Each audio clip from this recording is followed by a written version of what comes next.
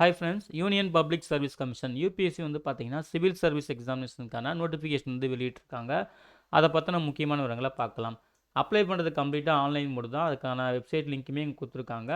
அதுக்கப்புறம் அப்ளிகேஷன் வந்து last date வந்து பார்த்தீங்கன்னா பிப்ரவரி 11 2025ன்னு சொல்லியிருக்காங்க. அதுக்கப்புறம் நீங்கள் முடிஞ்சதுக்கப்புறம் உங்கள் ஒன் டைம் ரிஜிஸ்ட்ரேஷன் ப்ரொஃபைலும் சரி, உங்கள் அப்ளிகேஷன் ஃபார்மும் சரி நீங்கள் வந்து மாடிஃபை பண்ணிக்கலாம். அதுக்கான டேட்டுமே கொடுத்துருக்காங்க. சரிங்களா?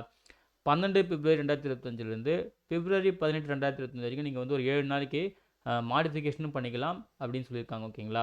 லாஸ்ட் டேட்டு பொறுத்த வரைக்கும் அப்ளை பண்ணுறதுக்கு வந்து பார்த்தீங்கன்னா பிப்ரவரி 11 2025 தான். சரிங்களா? ஸோ குயிக்காக வந்து அப்ளை பண்ணுங்கள். டைம் வந்து லிமிட்டாக தான் இருக்குது. இதுக்கு வந்து எக்ஸாம் இருக்குது. அதுக்கு வந்து பெனால்ட்டி நெகட்டிவ் மார்க்குமே இருக்குது. அதையுமே அவங்க தெளிவாக சொல்லியிருக்காங்க. அப்புறம் ஃபெசிலிட்டேஷன் கவுண்டர் பற்றிக்கான ஹெல்ப்லைன் கொடுத்துருக்காங்க. உங்களுக்கு எதாவது தேவைப்பட்டால் நீங்கள் வந்து கால் பண்ணி கேட்டுக்கலாம். ஓகேங்களா? அப்புறம் எக்ஸாமுக்கான கைட்லைன்ஸ்லாம் கொடுத்துருக்காங்க.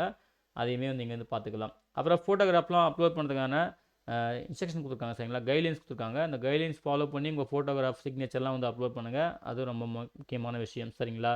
அதுக்கப்புறம் இந்த சிவில் சர்வீஸ் எக்ஸாமினேஷனில் வந்து என்னென்ன வந்து டிபார்ட்மெண்ட் வந்து அப்படின்னு சொல்லியிருக்காங்க. அதாவது என்னென்ன போஸ்ட்டு என்னென்ன சர்வீசஸ்லாம் வந்து இன்க்ளூட் ஆகும்னு சொல்லிட்டு ஒரு லிஸ்ட்டு கொடுத்துருக்காங்க. அந்த லிஸ்ட்டை தெளிவாக செக் பண்ணிக்கங்க. சரிங்களா? Indian administration service, Indian foreign service, Indian police service அப்படின்னு சொல்லிட்டு பெருசாக ஒரு லிஸ்ட்டு கொடுத்துருக்காங்க. அந்த லிஸ்ட்டை வந்து தெளிவாக வந்து செக் பண்ணிக்கங்க. ஓகேங்களா? ஸோ அந்த லிஸ்ட்லாம் வந்து அடங்கும். அதே போல் வேக்கன்சி டீட்டெயில்ஸுமே கொடுத்துருக்காங்க. அப்ராக்சிமேட்டாக வந்து பார்த்தீங்கன்னா ஒரு 979 வேக்கன்சி இருக்குன்னு சொல்லியிருக்காங்க. அது எதுக்குன்னா வந்து பார்த்தீங்கன்னா 38 வேக்கன்சி வந்து பிடபிள்யூடி கேட்டகரிக்கும், அதுக்கப்புறம் 12 வேக்கன்சி வந்து பார்த்தீங்கன்னா அந்த பிடபிள்யூடி கேட்டகரியிலே பிளைண்ட்னஸ் அண்ட் லோ விஷனாக இருக்கிறவங்களுக்கும், 7 வேக்கன்சியில் டெஃப் அண்ட் ஹார்ட் ஆஃப் ஹியரிங்காக இருக்கிறவங்களுக்கும், 10 வேக்கன்சி வந்து பார்த்தீங்கன்னா லோக்கோமோட்டர் டிசேபிலிட்டி இருக்கிறவங்களுக்கும், அதுக்கப்புறம் லெப்ரோசி டாஃபிசம் சொல்லிட்டு அவங்களுக்கு வந்து பார்த்தீங்கன்னா ஒரு 9 வேக்கன்சின்னு சொல்லிட்டு இந்த 929 வேக்கன்சியில் அந்த வேக்கன்சிலாம் அடங்கும்னு சொல்லிட்டு தெளிவாக கொடுத்துருக்காங்க. அது டீட்டெயிலாக வந்து செக் பண்ணிக்கோங்க. சரிங்களா? அதுக்கப்புறம் வந்து லிஸ்ட் ஆஃப் சர்வீஸ் கொடுத்துருக்காங்க. அதாவது பிடபிள்யூடி கேண்டிடேட் இருக்காங்க இல்லையா, உங்களுக்குலாம் வந்து பார்த்தீங்கன்னா என்னென்ன சர்வீஸ் போஸ்ட்டுக்கு வந்து எந்த மாதிரிலாம் வந்து ஃபங்க்ஷனல் ரெக்குயர்மெண்ட் வந்து தேவைப்படும், எந்த மாதிரிலாம் ஒர்க் பண்ண வேண்டியதாக இருக்கும், அதுக்கு உங்களுக்கு எந்த மாதிரி டிசேபிலிட்டி கேட்டகரி இருந்தால் சூட்டபுளாக இருக்கும்னு சொல்லிட்டு தெளிவாக கொடுத்துருக்காங்க. இந்த டேபிளை அப்ளை பண்ணுறதுக்கு முன்னாடி கிளியராக பார்த்துக்குங்க. அப்புறம் என்னென்ன அப்ரிவேஷன்ஸ்லாம் யூஸ் பண்ணியிருக்காங்க இந்த டேபிளில் கொடுத்துருக்காங்க. உங்களுக்கு ஏதாவது டவுட் இருந்தால் இந்த அப்ரிவேஷன்ஸ்லாம் கிளியராக செக் பண்ணிக்கோங்க. அப்புறம் ப்ரிலிம் எக்ஸாம் இருக்குது, மெயின் எக்ஸாம் இருக்குது. ப்ரிலிம் எக்ஸாமுக்கான எக்ஸாம் சென்டர் கொடுத்துருக்காங்க. நம்ம தமிழ்நாட்டில் வந்து பார்த்தீங்கன்னா சென்னை, கோயம்புத்தூர், மதுரை, வெள்ளூர், திருச்சிராப்பள்ளி கொடுத்துருக்காங்க. அப்புறம் புதுச்சேரி கொடுத்துருக்காங்க. ஓகேங்களா? ஸோ இதெல்லாம் வந்து பார்த்தீங்கன்னா உங்களுக்கு எந்த லொக்கேஷன்ஸ் கன்வீனியாக இருக்கோ கரெக்டாக வந்து அப்ளை பண்ணும்போது கொடுத்துக்குங்க. ஓகேங்களா? மெயின் எக்ஸாம் வந்து பார்த்தீங்கன்னா தமிழ்நாட்டை பொறுத்த வரைக்கும் சென்னை மட்டும்தான். ஓகேங்களா? அதையுமே வந்து கொடுத்துருக்காங்க. நோட் பண்ணிக்கோங்க. அதுக்கு பிறகு இந்த எக்ஸாம் சென்டர் வந்து பார்த்தீங்கன்னா ஃபஸ்ட்டு அப்ளை ஃபஸ்ட் அலாட். சரிங்களா? யாரெல்லாம் நிறைய அப்ளை பண்ணுறீங்களோ அவங்களுக்கு தான் வந்து ப்ரெஃபரன்ஸ் கொடுப்போம் அப்படின்னு சொல்லியிருக்காங்க. ஸோ முடிஞ்ச அளவுக்கு பார்த்து குயிக்காக அப்ளை பண்ணுங்கள். ஓகேங்களா? ஒன்ஸ் நீங்கள் எக்ஸாம் சென்டர் அப்ளை பண்ணிட்டீங்கன்னா சேஞ்ச் பண்ண முடியாது அப்படின்னு சொல்லியிருக்காங்க. அப்புறம் எக்ஸாம் பிளான் சொல்லியிருக்காங்க. அதாவது ப்ரிலிம் எக்ஸாம் இருக்குது, மெயின் எக்ஸாம் இருக்குது இல்லையா? மெயின் எக்ஸாம் வந்து பார்த்தீங்கன்னா மெயின் எக்ஸாம் வந்து ரிட்டன் ப்ளஸ் இன்டர்வியூ இருக்கும்னு சொல்லியிருக்காங்க. அதாவது சிவில் சர்வீஸ் எக்ஸாம் பொறுத்த வரைக்கும் ப்ரிலிமில் எக்ஸாம் மட்டும் தான் இருக்கும், அப்ஜெக்டிவ் டைப் எக்ஸாமு. மெயின் பொறுத்த வரைக்கும் ரிட்டன் ப்ளஸ் இன்டர்வியூன்னு சொல்லியிருக்காங்க. ஓகேங்களா? அதுக்கப்புறம் யாரெல்லாம் வந்து ப்ரிலிம் எக்ஸாமில் வந்து பாஸ் பண்ணுறீங்களோ அவங்க வந்து பார்த்தீங்கன்னா மெயின் எக்ஸாமுக்கு வந்து குவாலிஃபை ஆகுங்க இல்லையா? நீங்கள் என்ன பண்ணணும், தனியாக உங்களுக்கு வந்து ஒரு ப்ராசஸிங் ஃபீஸ் இருக்கும். நீங்கள் வந்து பே பண்ணுற மாதிரி இருக்கும் மெயின் எக்ஸாம் போகிறதுக்கு. அது வந்து நாங்கள் ஒரு விண்டோ ஓப்பன் பண்ணுவோம். நீங்கள் அப்போ வந்து பே பண்ணிக்கலாம். அதாவது மெயின் எக்ஸாமுக்கு குவாலிஃபை ஆகுறாங்க. அதையும் தெளிவாக கொடுத்துருக்காங்க. சரிங்களா? ஒரு 200 வந்து பே பண்ணுற மாதிரி இருக்குன்னு சொல்லியிருக்காங்க. அதுக்கு பிறகு மெயின் எக்ஸாம்லேயே நீங்கள் குவாலிஃபை ஆகிட்டீங்கன்னா உங்களுக்கு வந்து இன்டர்வியூ இருக்கும். அந்த இன்டர்வியூக்கான விஷயம் வந்து நீங்கள் ஃபில் பண்ணுற மாதிரி இருக்கும் ஆன்லைனில் வந்து. அதுக்கு வந்து விண்டோ வந்து பார்த்தீங்கன்னா 15 நாள் வந்து ஓப்பன் இருக்கும். நாங்கள் வந்து இன்டிமேட் பண்ணுவோம் அப்படின்னு சொல்லியிருக்காங்க. இப்போதைக்கு இது நார்மலாக தெரிஞ்சுக்கங்க. சரிங்களா? அதுக்கப்புறம் வந்து நீங்கள் அப்ளை பண்ணும்போதே என்னென்ன போஸ்ட்டுக்கு சர்வீசஸ்க்கு உங்களுக்கு வந்து முன்னுரிமை வேணும், அந்த ப்ரெஃபரன்ஸ் சரிங்களா, கரெக்டாக அந்த ஆர்டரை வந்து நீங்கள் கரெக்டாக வந்து கொடுத்துக்குங்கன்னு சொல்லியிருக்காங்க. ஆர்டர் வந்து ஒன்ஸ் நீங்கள் கொடுத்துட்டிங்கன்னா சேஞ்ச் பண்ண முடியாது அப்படின்னு சொல்லியிருக்காங்க. இதுக்கு இந்தியன் சிட்டிசன்ஸ் யார் வேணாலும் அப்ளை பண்ணலாம்னு தெளிவாக கொடுத்துருக்காங்க. ஏஜ் லிமிட் பொறுத்த வரைக்கும் மினிமம் 21 வயசு. சரிங்களா? மேக்ஸிமம் வந்து பார்த்தீங்கன்னா 32 வயசுன்னு சொல்லியிருக்காங்க. ஏஜ் ரிலாக்ஸேஷனுமே இருக்குது. ஓகேங்களா? கவர்மெண்ட் கைட்லைன்ஸ் நார்ம்ஸ் தான்.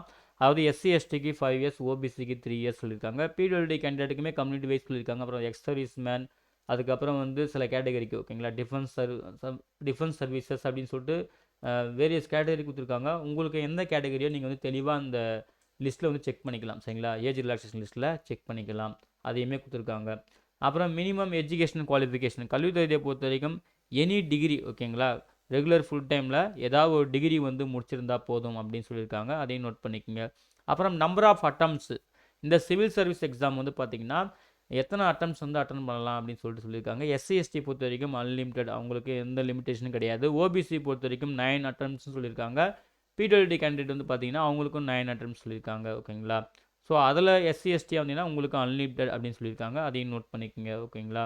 அதுக்கப்புறம் வந்து எக்ஸாமுக்கு அப்ளை பண்ணுறதுக்கே ரிஜிஸ்ட்ரேஷன் கொடுத்துருக்காங்க, அதுக்கான கைட்லைன்ஸ் இருக்குது, தெளிவாக வந்து செக் பண்ணிக்க. அப்புறம் மெடிக்கல் ஃபிசிக்கல் ஸ்டாண்டர்டுமே இருக்குது, கரெக்டான அப்பெண்டிக்ஸ் 3ல் இருக்குது, அது வந்து கைட்லைன்ஸ் கரெக்டாக ஃபாலோ பண்ணிக்கங்க அப்படின்னு சொல்லியிருக்காங்க. ஃபீஸ் பொறுத்த வரைக்கும் வந்து பார்த்தீங்கன்னா ஃபீமேல் கேண்டிடேட் உமன்ஸ், அதாவது பெண்களுக்கு ஓகேங்களா, எஸ்சி எஸ்டி பிடபிள்யூடி பர்சன்ஸ் இவங்களுக்குலாம் வந்து பார்த்தீங்கன்னா ஃபீஸ் கிடையாது. இவங்களை தவிர்த்து மற்ற எல்லாருக்கும் 100 வந்து ஃபீஸ் இருக்குதுன்னு சொல்லியிருக்காங்க. இதை நீங்கள் ஆன்லைன்லேயும் பே பண்ணலாம், ஆஃப்லைன்லேயும் பே பண்ணலாம். ஆன்லைனில் பே பண்ணால் 11 பிப்ரவரி, அதாவது அப்ளிகேஷன் லாஸ்ட் டேட் என்னது பிப்ரவரி 11, 2025 இல்லையா, அதுதான் லாஸ்ட் டேட்டு. நீங்கள் ஆஃப்லைனில் பே பண்ணால் நீங்கள் வந்து கேஷ் மோடில் பே பண்ணலாம், நியர்பை ஸ்டேட் பேங்க்கில் போய்ட்டு கேஷ் மோடில் பே பண்ணலாம். அதுக்கான கைடன்ஸ் கொடுக்காங்க. இதுக்கு மட்டும் ஒரு நாள் முன்னாடி நீங்கள் பே பண்ணுற மாதிரி இருக்கும், அதாவது பிப்ரவரி 10, 2025 தான் லாஸ்ட் டேட். இது கேஷ் மோடில் பே பண்ணால் மட்டும். ஆன்லைனில் பே பண்ணால் பிப்ரவரி 11 தான் லாஸ்ட் டேட் சரிங்களா, தெளிவாக கொடுத்துருக்காங்க, நோட் பண்ணிக்கோங்க. அதுக்கு பிறகு ஆல்ரெடி நான் சொன்ன மாதிரி நீங்கள் மெயின் எக்ஸாம் குவாலிஃபை ஆகிட்டா 200 ருபீஸ் பே பண்ணுற மாதிரி இருக்கும். எஸ்சி எஸ்டி அதுக்கப்புறம் ஃபீமேல் கேண்டிடேட்டு பிடபிள்யூடி பர்சன்ஸ்லாம் வந்து ஃபீஸ் கிடையாது, அதையுமே தெளிவாக கொடுத்துருக்காங்க, நோட் பண்ணிக்கோங்க. அப்ளை பண்ணுறது கம்ப்ளீட்டாக ஆன்லைன் மூலம் தான், ஒன் டைம் ரிஜிஸ்ட்ரேஷன் பண்ணணும், அப்ளிகேஷன் ஃபார்ம் ஃபில் பண்ணணும், நம்ம ஆல்ரெடி சொல்லியாச்சு, அதையும் வந்து பார்த்துக்குங்க ஓகேங்களா. அதுக்கு பிறகு பிடபிள்யூடி பர்சன்ஸ்க்கான கைட்லைன்ஸு, அதுக்கப்புறம் ஒரு சில முக்கியமான விஷயம் கொடுத்துருக்காங்க, அதையும் தெளிவாக பார்த்துக்குங்க. அப்புறம் plan of exam, prelim exam main exam பார்த்தோன்னா பிளான் வந்து கொடுத்துருக்காங்க. அப்புறம் சப்ஜெக்ட்ஸ் டீடைல்ஸ் கொடுத்துருக்காங்க, எவ்வளோ மார்க் கொடுத்துருக்காங்க, அதெல்லாம் தெளிவாக வந்து நீங்கள் செக் பண்ணிக்க. ப்ரிலிம் எக்ஸாம் பார்த்தீங்கன்னா 200 மார்க்ஸ்னு சொல்லியிருக்காங்க. அதே போல் கொஷின் பேப்பர் வந்து பார்த்தீங்கன்னா ஹிந்தி இங்கிலீஷில் மட்டும்தான் இருக்குன்னு சொல்லியிருக்காங்க. ஸோ தெளிவாக வந்து பார்த்துக்குங்க. மெயின் எக்ஸாம் அதே போல் என்னென்ன பேப்பர்ஸ்லாம் இருக்குது, நீங்கள் எந்த பேப்பர் வந்து ஆட் பண்ணணும் அப்படின்னு சொல்லிட்டு தெளிவாக கொடுத்துருக்காங்க. ஸோ டோட்டல் மார்க் வந்து பார்த்தீங்கன்னா பேப்பர் 2க்கு வந்து எவ்வளோ இருக்குன்னு சொல்லியிருக்காங்க ஓகேங்களா. கிராண்ட் டோட்டல் வந்து பார்த்தீங்கன்னா 2025 மார்க் வந்து எக்ஸாம் எழுதுற மாதிரி இருக்குன்னு சொல்லியிருக்காங்க. ஸோ தெளிவாக அந்த கைட்லைன்ஸ்லாம் ஃபாலோ பண்ணி உங்களுக்கு வந்து எந்த லாங்குவேஜ் மீடியம் என்ன கொடுத்துருக்காங்கன்னு தெளிவாக செக் பண்ணிக்கோங்க சரிங்களா. ஸோ இதான் வந்து பிளான் ஆஃப் எக்ஸாமு. ஸோ தெளிவாக ஒரு டைம் செக் பண்ணிவிட்டு அதுக்கப்புறம் நீங்கள் வந்து ப்ரிப்பேர் பண்ணிக்கோங்க. அப்புறம் லிஸ்ட் ஆஃப் ஆப்ஷனல் சப்ஜெக்ட் கொடுத்துருக்காங்க மெயின் எக்ஸாமுக்கு வந்து சரிங்களா. இதில் வந்து உங்களுக்கு எந்த சப்ஜெக்ட் இருந்தாலும் செக் பண்ணிக்கோங்க. அதுக்கப்புறம் வந்து பார்த்தீங்கன்னா ஜென்ரல் இன்ஸ்ட்ரக்ஷன் கொடுத்துருக்காங்க மெயின் எக்ஸாமுக்கும் ப்ரிலிம் எக்ஸாமுக்கும். அப்புறம் வந்து ஃபிசிக்கல் ஸ்டாண்டர்ட் கொடுத்துருக்காங்க, அதையுமே இந்த டேபிளில் நீங்கள் கிளியராக செக் பண்ணிக்கலாம்.